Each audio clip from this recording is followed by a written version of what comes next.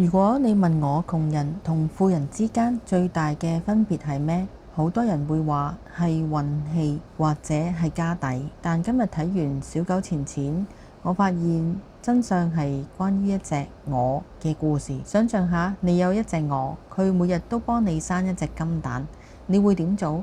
大多數人嘅做法係攞隻金蛋去換一部新手機，換件靚衫，甚至有一日你嫌隻鵝生蛋生得慢，你一刀切開佢個肚，想一次過攞晒啲金蛋出嚟，結果隻鵝死咗，你一無所有。書入面嘅金先生講咗一個好扎心嘅道理：大部分人出世嘅時候冇鵝嘅，佢哋嘅錢不足以令佢哋依靠利息生活。但更可悲嘅係，好多人就算賺到錢，都會親手殺死自己嗰隻鵝。Kira 原本想將賺到嘅錢全部攞去旅行，呢種就係殺鵝嘅行為。金先生教咗 Kira 一個改變命運嘅公式：50、40、10。無論你賺幾多錢，50% 絕對唔准喐，嗰啲係你嘅鵝，係幫你生利息嘅母體。40% 係為咗你嘅夢想，10% 先係你攞去玩嘅錢。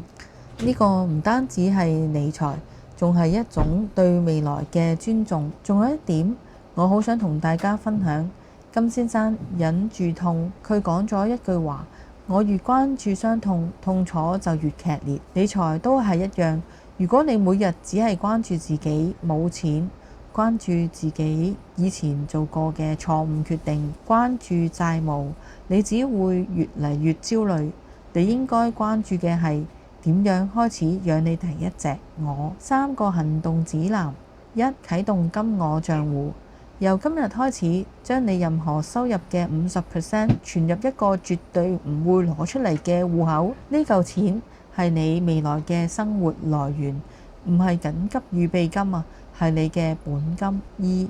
建立夢想儲蓄罐，寫下10個你最想實現嘅目標，揀出最重要嘅3個，將收入嘅40% 針對性投放，視覺化你嘅目標，令存錢變為動力。3. 寫成功日記，模仿書裏邊嘅 Kira 嘅做法，每日記錄5件你做得成功嘅事。呢個習慣會喺你財政困難嘅時候，俾你足夠嘅自信去相信自己值得擁有財富。財富唔係一場短跑，而係一場關於內心同規律嘅馬拉松。如果你鍾意今集嘅讀書日誌，記得 subscribe 我哋嘅 channel， 亦都分享俾嗰個成日話儲唔到錢嘅朋友。我哋下集見。